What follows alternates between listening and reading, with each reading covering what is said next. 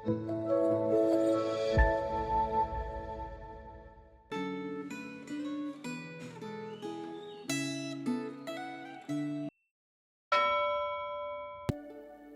jemaat kasih dalam Tuhan, kita bersyukur hari ini kita boleh bersama-sama merenungkan firman Tuhan dari Renungan Gema 23 Mei 2026 dengan tema Roh yang mengarahkan misi yang terambil dari Kisah Para Rasul pasal 8 ayat yang ke-26 sampai dengan ayat yang ke-40. Tetapi saya akan baca ayat yang ke-26 dan 29 untuk setiap kita. Sebelum kita merenungkan firman Tuhan, mari saya mengajak kita terlebih dahulu berdoa kepada Tuhan. Mari kita berdoa. Sungguh kami bersyukur kepadamu Tuhan, setiap kami diberikan hati, bukan hanya mensyukuri keselamatan yang Tuhan berikan bagi kami, tetapi diberikan hati untuk juga memberitakan keselamatan itu kepada orang-orang yang belum mendengar dan belum mengenal Tuhan. Sehingga biarlah melalui firman yang akan kami baca dan renungkan ini, Allah Roh Kudus kembali ingatkan kami tentang pentingnya untuk kami memberitakan firman Tuhan. Terima kasih Tuhan, kami menyerahkan perenungan firman saat ini ke dalam tangan Tuhan. Di dalam nama Tuhan Yesus kami berdoa dan bersyukur. Amin. Saya akan baca ayat yang ke-26 dan 29 untuk setiap kita.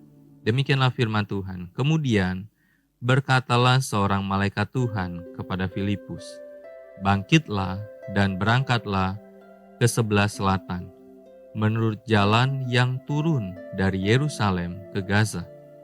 Jalan itu jalan yang sunyi."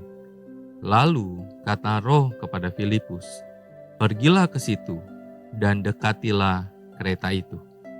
Jemaat kasih dalam Tuhan, amanat agung Kristus yaitu amanat untuk menjadikan semua bangsa sebagai murid Kristus.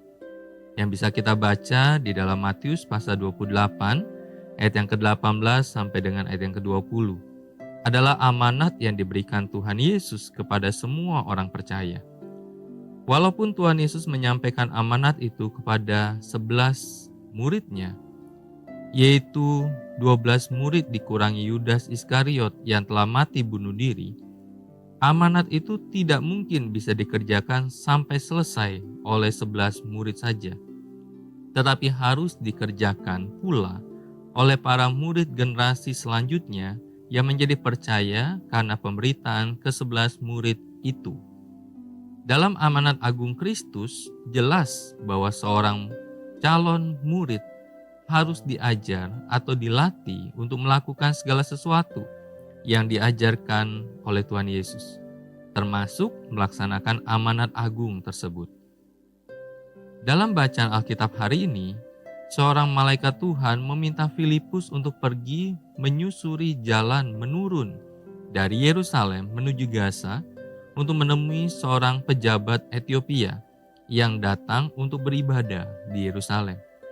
Pejabat tersebut sedang kebingungan saat membaca bagian kitab Yesaya yang berbunyi, "Seperti seekor domba ia dibawa ke pembantaian, seperti anak domba yang keluh di depan orang yang menggunting bulunya.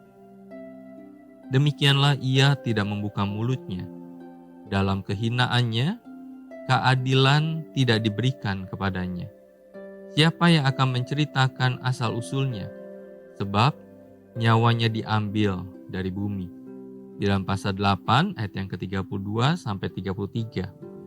Filipus memakai ayat tersebut sebagai pintu untuk menjelaskan tentang Injil Yesus Kristus, yaitu bahwa Yesus Kristuslah yang membiarkan dirinya dibunuh untuk menebus dosa manusia. Setelah mendengar pemberitaan Filipus, pejabat tersebut menjadi percaya, lalu minta untuk dibaptis. Setelah membaptis pejabat Ethiopia tersebut, tiba-tiba Filipus dibawa oleh Roh Tuhan ke Asdod. Lalu Filipus melanjutkan perjalanan ke Kaisarea sambil memberitakan Injil. Kisah ini dan berbagai kisah lain dalam kitab Kisah Para Rasul menjelaskan bahwa Roh Kudus beberapa kali melakukan intervensi untuk mengatur misi yang dilaksanakan oleh orang-orang percaya. Pada masa kini, ada 3 penyebab utama yang membuat orang Kristen tidak melaksanakan misi untuk menjalankan amanat agung Kristus. Pertama, Sebagian gereja dan orang Kristen tidak sadar bahwa amanat agung Kristus harus dilaksanakan oleh setiap orang percaya. Kedua, gereja dan orang Kristen dibutakan oleh situasi zaman dan beranggapan bahwa situasi saat ini tidak kondusif untuk memberitakan Injil. Ketiga, gereja dan orang Kristen tidak sadar bahwa Roh Kudus telah diberikan untuk menolong pelaksanaan misi menjalankan amanat agung Kristus. Apakah Anda dan gereja Anda telah terlibat dalam misi untuk menjalankan amanat agung Kristus? Mari kita berdoa. Tuhan, sungguh kami bersyukur kepadamu, dan biarlah kami, gereja di mana kami beribadah dan bertumbuh, juga terus menggumulkan, melakukan, memberitakan Injil itu sebagai sebuah respon kami atas amanat agung dari Tuhan Yesus Kristus. Tuhan, tolong kami. Mungkin banyak hal yang menggetarkan kami, menakutkan kami ketika kami memberitakan Injil Tuhan. Tetapi biarlah Allah memampukan, memberanikan kami, memberikan keberanian itu untuk kami memberitakan kebenaran firman Tuhan. Terima kasih Tuhan, dalam nama Tuhan Yesus kami berdoa dan bersyukur. Amin. Senantiasa jaga iman kita, senantiasa jaga imun kita, Tuhan Yesus memberkati kita. Amin.